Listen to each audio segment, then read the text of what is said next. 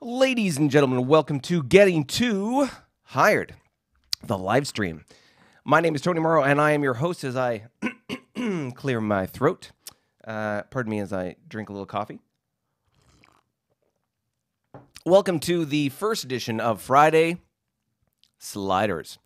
So the intent behind this program, or this part of the program, is to have a more casual, more laid-back, more fun-loving Friday live stream format.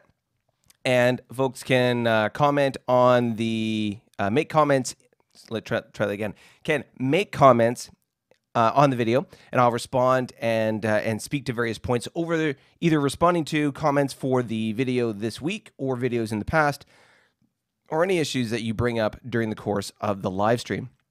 Now, at the in the promo for this first kind of live stream event, I talked about there is a tool that I have here for the software program that I have called vMix. So big shout out to those folks at vMix who create and support this wonderful software platform. They have a social kind of plugin that allows you to be able to bring up and monitor all the comments and various things that people are making during the course of your live stream. And I have not, unfortunately, been able to get up to speed on that in time for this particular live stream. That's okay. I am going to watch the live stream on my own phone and hopefully catch your comments as they are coming. There we go. On my own phone. Boom, there I am. I just got to mute myself. Pardon me. There we go. So I got the live chat up and running here in front of me, and so you can feel free to make those comments, fire them fast and few. Right, so why don't we start off, and I'll start off just with the kind of like the comments about this video. So the video for this week was LinkedIn 2019 Basics. And the idea and the intent behind this video series, this will be one of 3 videos that I'll be producing or putting out on the subject of LinkedIn, is at least my experience was when I released from the military, excuse me, I didn't have an understanding at all of social media. I was very naive and undereducated when it came to the impact, the influence, and the usefulness of social media when it came to, especially professionally, but certainly when it came to kind of getting myself out there and kind of registering on the radar of different recruiters and job searches and things like that. I wasn't aware. I wasn't aware of the potentially the impact that social media. I mean, you hear some stories, but you didn't have a sense of the impact that social media may have on you professionally, whether it be your Facebook profile, Twitter feed, or what have you. All of which, of course, in hindsight, that was 2 years ago now. So the social media landscape has changed quite a bit, even in 2 years. But why is LinkedIn important? Why is social media important? Well, as part of my master's thesis when I was getting my MBA, I did a project researching the influence of social networks and that the ability of those social networks to be able to create opportunities, create connections, and specifically when it came to recruitment, to be able to find positions for people as they were looking for jobs. And the data that I found, and this was dated data in the sense that it was from 2015, showed that over 85% of recruiters used online social media, or online social networks was the terminology, to be able to find and fill positions for their respective clients. So whether it's an in-house recruiter for a bigger company, or there's a contract recruitment firm that is filling positions for their clients, many and most of them will use online technologies, online networks to be able to fill those positions. And that has translated today in 2016, excuse me, in 2016, LinkedIn, over 75% of jobs posted on LinkedIn, that was the only means of filling that position. And over 80% of users of recruiters on LinkedIn were using LinkedIn to be able to fill those profiles or fill those positions. And then if you go back, excuse me, take a sip. If you go back and you look at the impact of social media, the the numbers. So, for example, Facebook is over 2.3 billion at this point worldwide as far as users. So its reach and impact is significant. Almost everybody in North America has a Facebook account, and Facebook posts and things like that are seen in different lights by different people as far as the ability or the flexibility for you to say whatever it is you want to say. You can touch on the touchy subjects of religion or politics or so on, or you can just kind of share pictures of your friends, your family, and so on.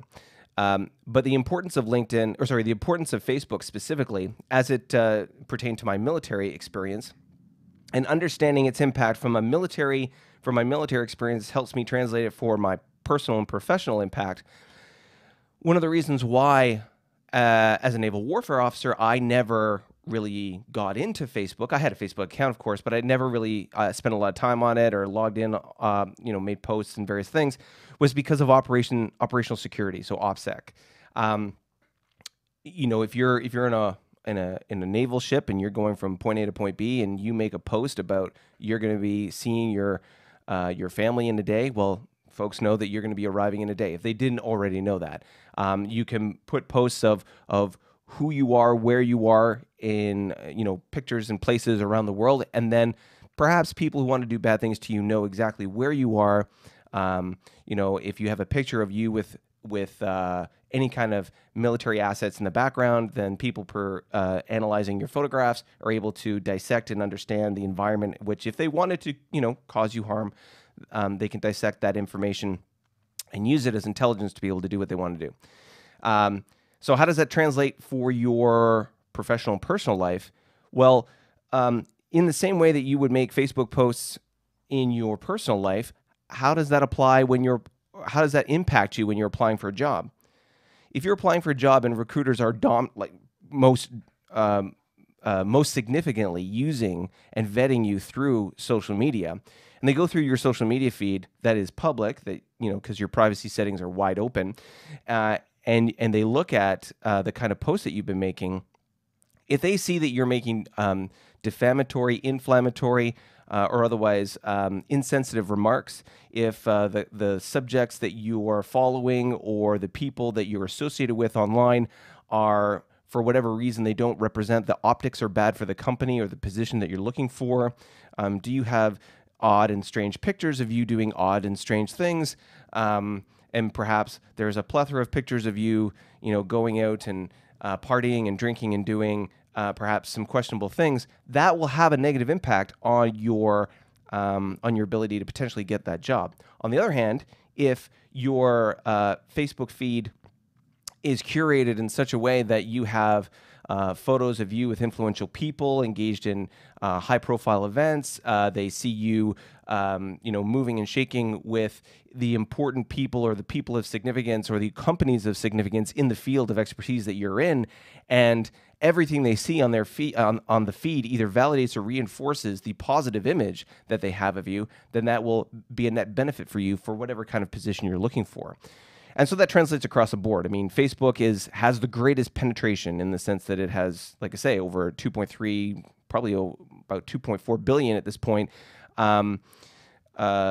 users and accounts.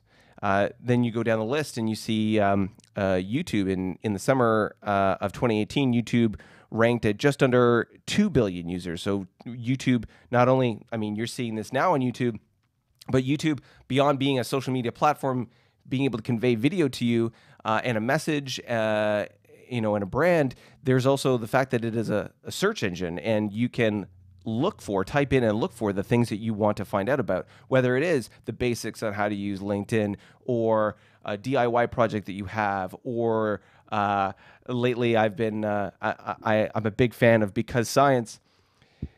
And Veritasium, and all these kind of like brainy science shows that are entertaining to watch. Or maybe you use it for a news feed. Most news networks have a YouTube channel or a YouTube feed that you can catch kind of like the highlights instead of headline news or the evening news. And then you look at things like Instagram. So Instagram is an evolving platform. It has over 1 billion users now as well. It is hugely significant when it comes to certain demographics. If you're age 35 and under, Instagram is probably the dominant form of social media for you. Excuse me. And its impact, being that it's tightly connected with Facebook, its ability to impact and influence not only the image of others, the image others have of you, but your ability to communicate and penetrate into that audience, that demographic that you're looking to communicate with, is profound. And especially with everything being here on your phone, it's phenomenal. The penetration, the access, the flexibility you have to be able to reach out and have impact on people, positive or negative, is really significant. And so we come to LinkedIn. And what makes LinkedIn important, what makes it special, and why should you care? So LinkedIn right now is over 550 million users and growing. It is the fastest growing social media platform.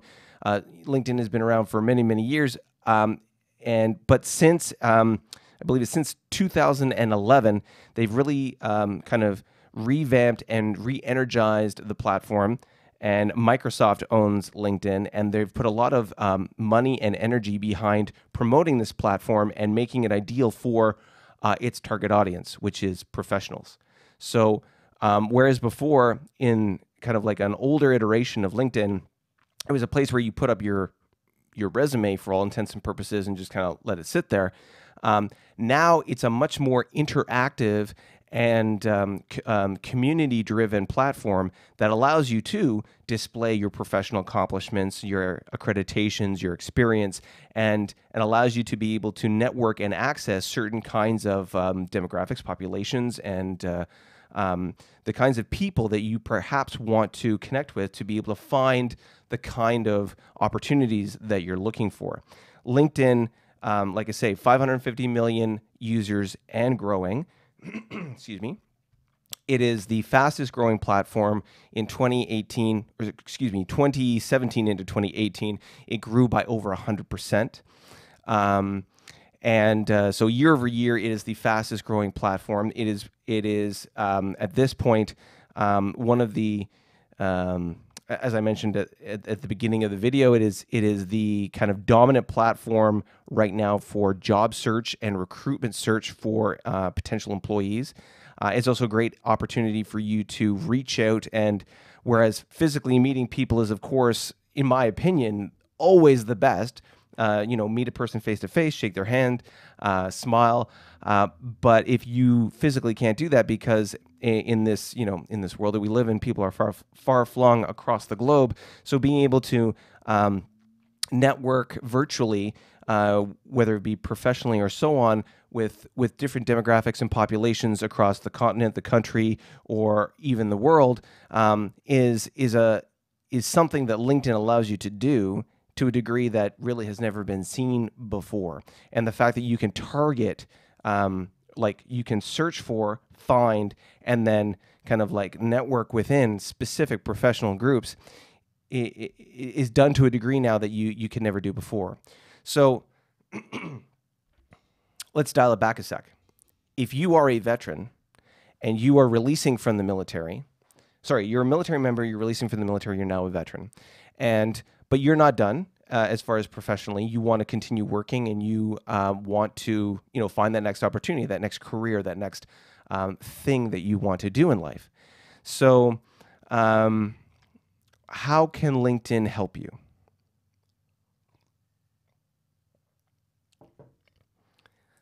LinkedIn will allow you to present yourself professionally with regards to your profile on LinkedIn.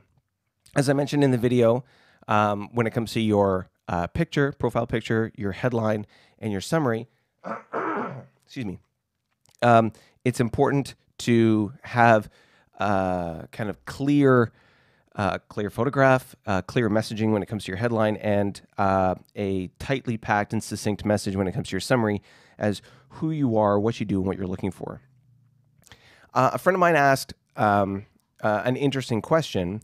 Do you take a picture of yourself in your DEUs or your dress uniform or even your mess kit? And I think that really, so is that the picture you want to present on LinkedIn as your profile picture? You in uniform, presenting yourself professionally for your next opportunity to the world. So I'm of two minds of that. There's a huge piece for us as military members as we leave, because as we leave the military, that has been a part of our life for so long.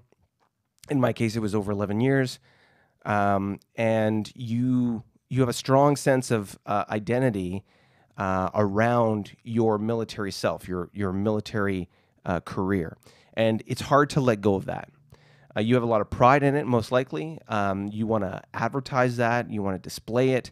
You want to celebrate the fact that you were this occupation, this rank. You did these things. You went around the world. You had this kind of impact on the globe, and you did exciting things. But when you're engaging this audience on LinkedIn, which is predominantly a civilian audience, to be in your DEUs, depending on the target or the intent of what you're trying to do, I would say is slightly missing the mark. It is certainly better to have a picture of you in your DEUs than no picture at all, or a picture of your dog or mountain, or this picture where you're a tiny speck on the horizon and no one can really see who you are. It is certainly better to have that than nothing. However, as I said in the video, the picture, your profile picture, is the most information-dense piece of content in LinkedIn that you have at your disposal. People will look at that picture and instantly think about you. Think about back when you were in uniform and how important it was with your dress and deportment. Your shoes had to be shiny, your uniform had to be pressed, and you had to be well put together. How well put together you were said a lot about you professionally to your peers around you, your superiors and your subordinates equally. So in the same context, this picture is kind of your dress when it comes to the LinkedIn community. Now, certainly a military picture is, hopefully, the one that you have is one that depicts you in a very kind of clean, professional, and it's a good picture. However, it portrays you as a military person, as a military member. And if you're not currently serving in the military, then perhaps that is the wrong image that you want to convey. Because assuming that you are now retired, or that you were soon to be retired from the military, that's not you anymore. That's not what you want to become. That's not your aspirational goal. If you, like myself, when I was in the military, my identity, my sense of self, everything was tied up into, my uniform, my identity as a naval warfare officer. Like, there was so much about me that spoke to and was about that uniform. So it would make sense, for example, for me at that time to maybe put up a profile picture of me in uniform. Today, that's not the case. And I imagine for you, if you're transitioning out of the military, or you're on the other side of that now and you're a veteran, that's not you anymore either. So while you can certainly, make a callback or an homage to your military history in some way, shape, or form in that photo, even in the way that you dress, is your deportment, are you clean, are you crisp, are you professionally dressed, are you not in a hoodie, but rather in something like, a sharp suit or a white shirt with a nice background? Are you clean shaven? Or, of course, I say that. But are you depicting yourself in a well presented, packaged presentation for LinkedIn in the civilian context? You could be a specialist in, for example, the defense industry, but you don't necessarily have to take a picture of you in your old uniform. You can be in a suit of some kind, and you could be perhaps surrounded by or have background pictures of military tradition or futuristic, depictions of new naval warships, airplanes, weapons, what have you. If that's your thing, if you're into whatever the industry is, you can have surrounding, whether it be in your banner. For example, in the video, you can see the picture and then there's the banner in the background. You can have amplifying imagery in that banner that kind of supports and speaks to your military heritage. But the actual profile picture of you, is one that needs to be in my opinion, speaking to who you are now, and that message is kind of who you want to become professionally, aspirationally, in the future. And so let me, we're 20 minutes in here. We're going to go for 30 minutes on this one. So we got about 10 more minutes, and then we'll end the live stream. But when you're looking at the video and you're seeing my picture, for example, you might be thinking, well, Tony, you're not really doing a lot of the things you're talking about for us. And you're so right. My first picture, and I'm trying to think if I have it on my computer. I don't believe I do, and I'd have to hunt for it. But I have, my old picture was basically me on the steps of Royal Roads in a, slacks and a shirt, collared shirt, and look on an angle, looking at the camera, smiling. And it was very kind of what I would refer to as a vanilla picture. It was easily forgettable because of my flowing locks. It was easy to kind of lose my head, my face in the background, because it was, we'll call it kind of like pastel colors, as opposed to stark contrast, black and white, and so on. And so it wasn't a very impactful photograph, and it didn't really convey anything other than this kind of vanilla sense of who I am. The current picture I have up there, and I would like to change it I'm going to change it this year, in 2019, once the weather gets a little better and I can take a better photo. But that photo was taken earlier in 2018, and it was really supposed to be more of a personality or quirky driven photo. So it has elements of the professionalism in there. I am wearing the collared shirt. I have government buildings in the background, or like more stately historic buildings in the background, and a color that's contrasting to what I'm wearing. The sunglasses might speak to a more kind of casual, perhaps, attitude towards the LinkedIn profile, but I'm also looking off camera. I'm not looking directly at the camera. That was a specific choice because when it comes to the vlog content for Getting to Hired, I typically wear the sunglasses for two reasons. One, and I'll use this camera as an example. So, and I'll get into then the last little bit. I'll talk about how I create the content and so like that. So when I started watching various vlogs, learning how to do this stuff, I watched Casey Neistat. And for those of you who know Casey Neistat is famously known for wearing sunglasses. And so when I say that, you might think, oh, well, Tony, you're just copying Casey Neistat, and that's kind of ridiculous. Why don't you just be yourself? Well, the reason why he wears the sunglasses, it's now evolved beyond that, but his original reason, as he stated in his own vlogs, why he wears the sunglasses is because of this little flippy screen right here. So, with the lens on the camera, this is my GH5, which is one of my two cameras. I have a GH5S, which is currently what is filming me now. But when you're filming yourself, let me see. There we go. So when you're filming yourself, you're looking into the lens. But if I want to look over to where this flippy screen is, off to the side, you can tell that I'm not looking at the camera. And it's going to make you feel a little weird. And you're not going to feel comfortable, and you're not going to want to watch this video anymore. You're going to click off. See? So I look over at the side. I look at my computer screen where I can see myself, and then I look back into the lens. So it looks like I'm looking at you, which I am. But when I'm looking at this camera, you can see that if I'm staring at this screen, I'm not staring into the lens, and so it's going to make you feel uncomfortable, and you're going to know I'm not speaking directly to you. So when I'm out and about and doing the vlog style content, and this thing is moving around, and I'm trying to frame the shot, trying to put myself so that I don't look like this. That doesn't really create a good visual image.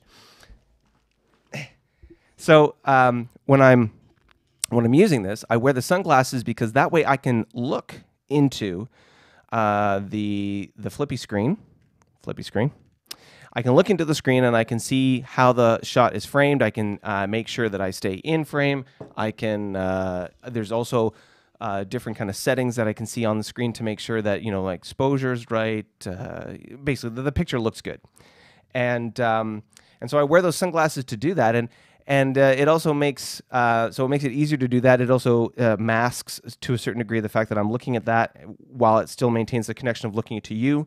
Although I do accept and I recognize that there's a criticism out there that when you wear sunglasses like that, it is some people might not consider that to be professional or good communication necessarily. I think, and I recognize that it's just a style choice, really. It's a style choice, and it's mixed with functionality in the sense you need to be able to kind of find the best solution for that situation. And without having a screen kind of embedded somehow into the lens so that I can look directly at the lens or maybe have a separate camera person, then that's kind of like the best solution I have. So I wear the sunglasses to be able to do that, and to be able to properly frame the shot when I'm walking around and using the vlog style or creating content in the vlog style versus this, which is very much, sitting down, lights, static camera, and I've got the computer screen right here, which has the software program, which is bringing this all to you kind of live right now. So, yeah, that's how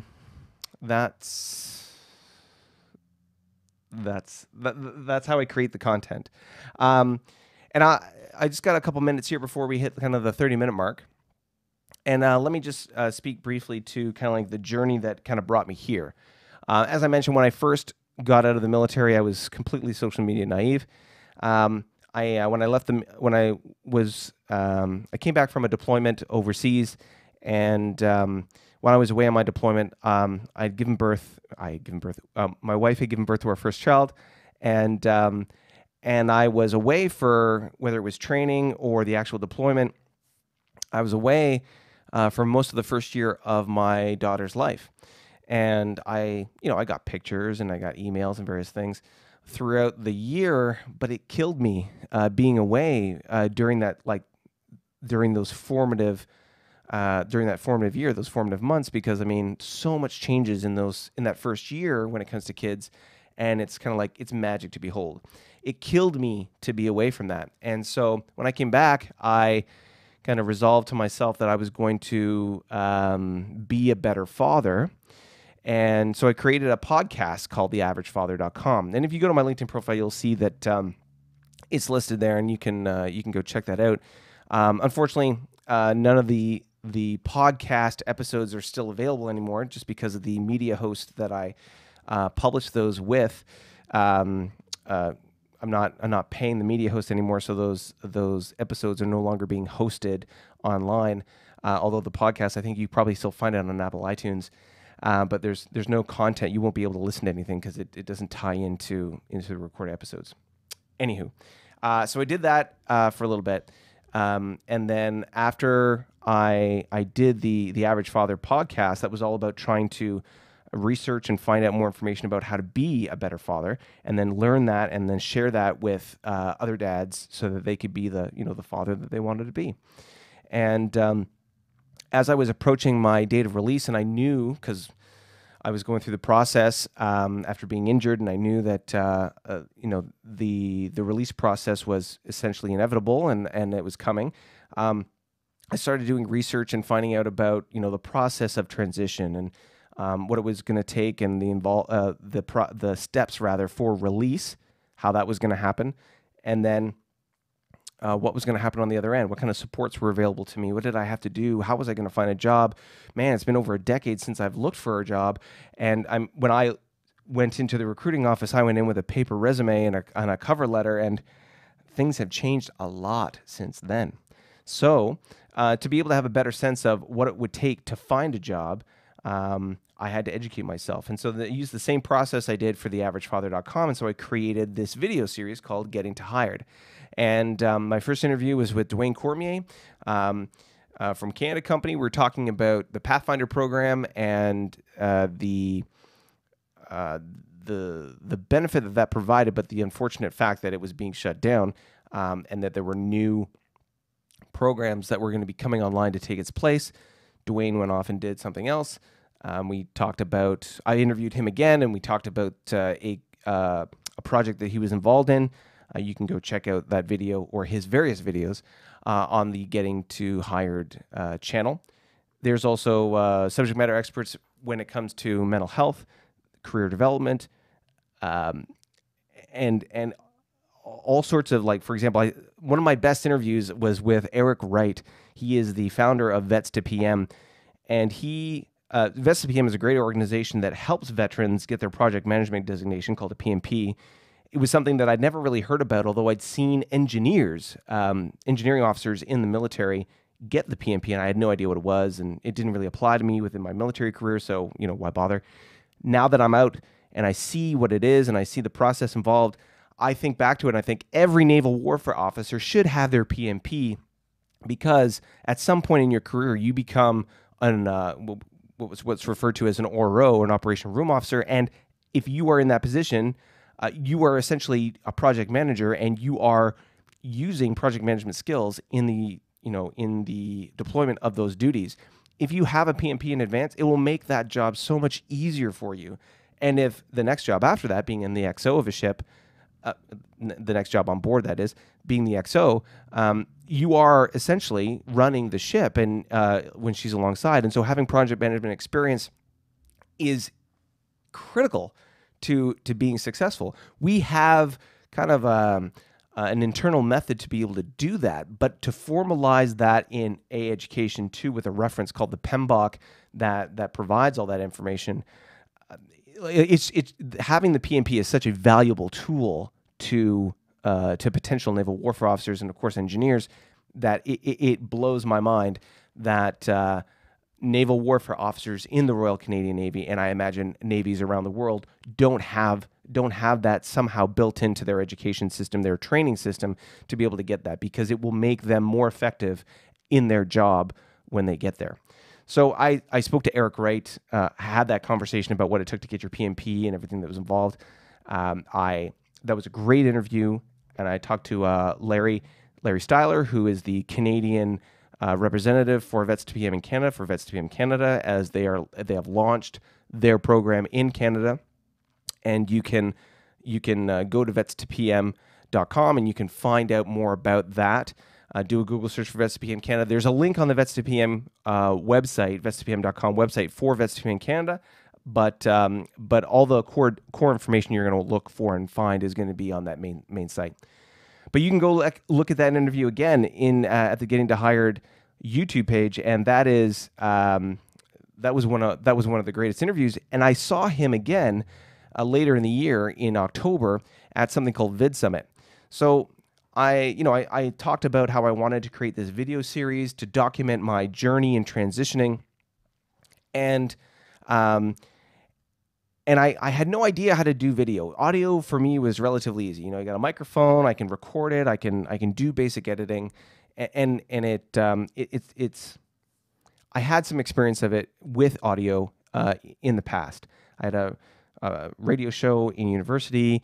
I'd done some radio in high school for like a high school radio program, and so I had some exposure to that. Then I was going to do this video thing, and I had no idea how to use this camera or lenses or figure out how it all works. And so I went to, and let me throw this up on the screen, make sure that the audio is still tied in here while I'm talking. There we go. So I went to this thing called Vid Summit. So I found out about it, and I can't remember exactly how I got exposed to it, but I went to go to Vid Summit in 2017. And here you can see a picture of Gary Vaynerchuk is the person in the middle, Daryl Eves on the right, and Sean Duras in the hat on the left. And Daryl Eves started Vid Summit. Sean Duras partnered with him and really kind of catapulted Vid Summit to the next level after he attended Vid Summit. I think it was in 2016 or 2015. And they brought Gary Vaynerchuk, who is a kind of a mogul within social media. And this is of course, for their 2018 presentation. But I saw them, and Gary V spoke in 2017. And it was a really kind of inspirational moment. Not only is the community around these professional content creators, very supportive and very encouraging, and really kind of seeing the value and the possibilities that exist with creating video like this on YouTube, but the the people who attended this conference, people who are looking to create video not only for their own businesses, to create YouTube channels, to do whatever, they are all they are an exciting group of people to be around. And one of the folks that I met when I was there were the folks at Livestreaming Pros, and I had some kind of conversations with them in between presentations. And I mentioned, for example, that I had this GH5, and because I was looking originally to do vlog style content, because that's kind of what I'd seen, but they talked about live streaming. And so I got turned on to vMix, which is the software that I'm using right now. I understood a little bit more about how I could tie in all the different technical pieces to be able to do live stream like this.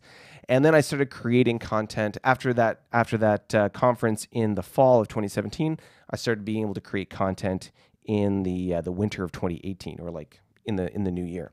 And then so I started creating that content, and then I went back in 2018 to VidSummit, and I saw Eric Wright there, who, after I attended his Vets to PM seminar in Edmonton, the first one in Canada this year, back in May, then I saw him again at VidSummit, based on a conversation that we'd had about the importance of video and its ability to kind of like build your soapbox, so to speak, and really communicate and provide value to your audience.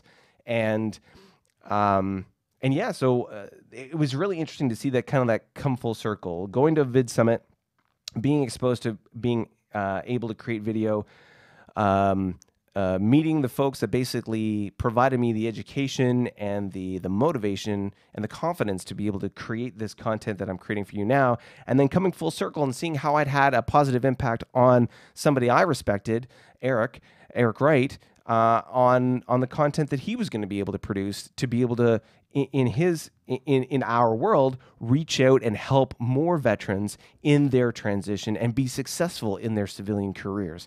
And that was really exciting to be able to not only see that, participate. It was phenomenal.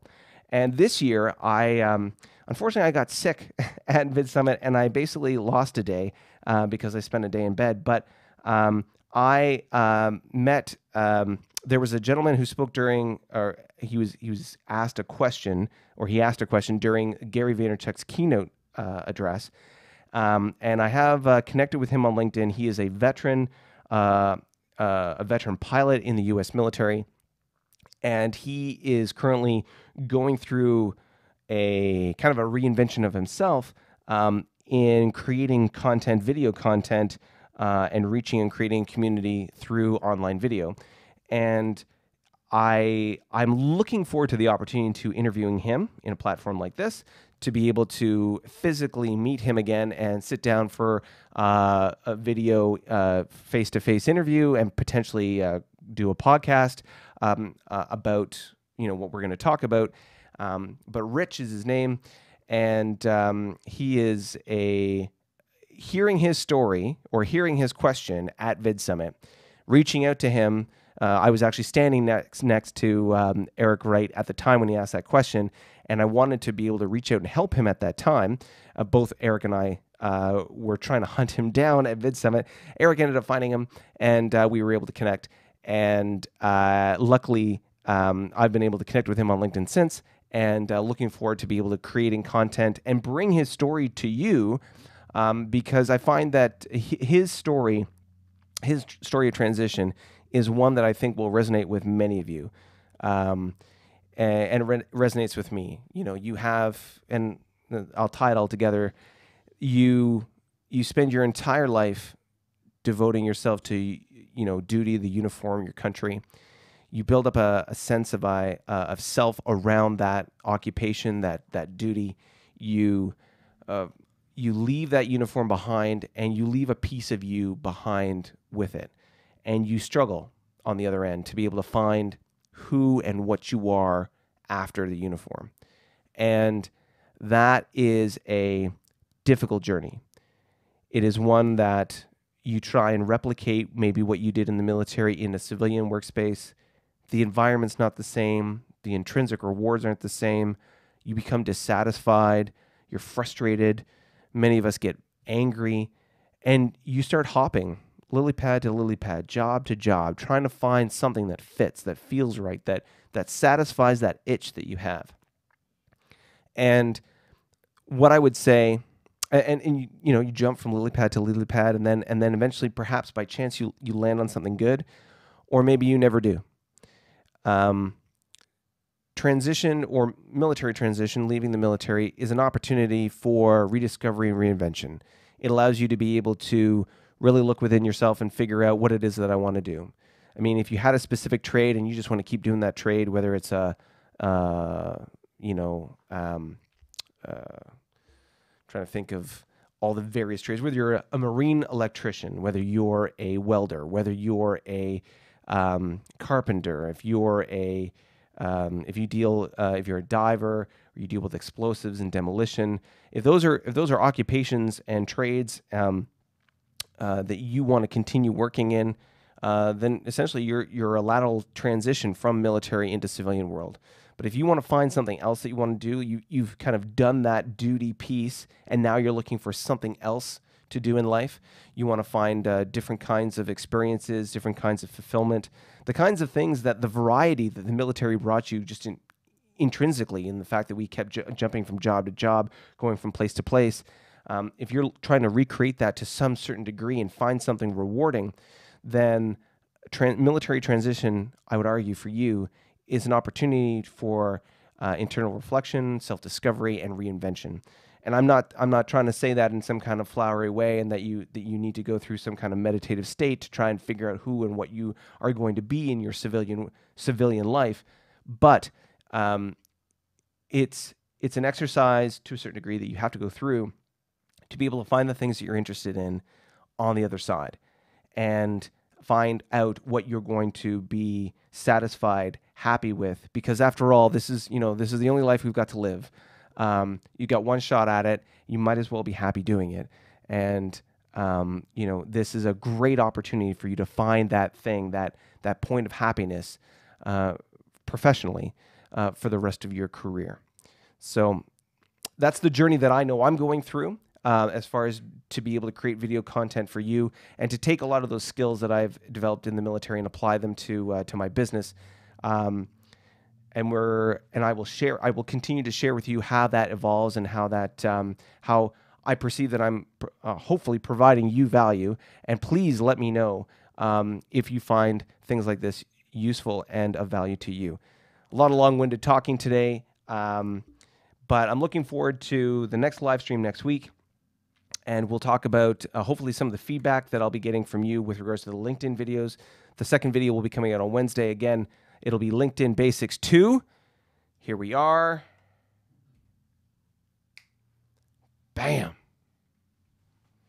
So basically the same thing, but we're going to be talking about different aspects of your LinkedIn profile, things that you need to be able to tweak, such as keywords and so on, to be able to show up and be present and be discovered on LinkedIn by recruiters and in job searches when people are looking to fill positions. So be on the lookout for that on Wednesday. In the meantime, please, if you're watching this on the replay, please add your comments below. I would love to hear about what you either what you liked about the live stream, changes you'd like to see, topics you want to have discussed, or if the live stream is something that works for you at all. Is there a better time for you that you want me to do the live stream, where you could actually chime in and leave comments and things like that? You let me know, and I'm Max Flex, so I'll be able to roll with it. You just let me know. And that is it for today. My name is Tony Morrow. Thank you for joining us today, and I will see you in the next episode. Bye for now.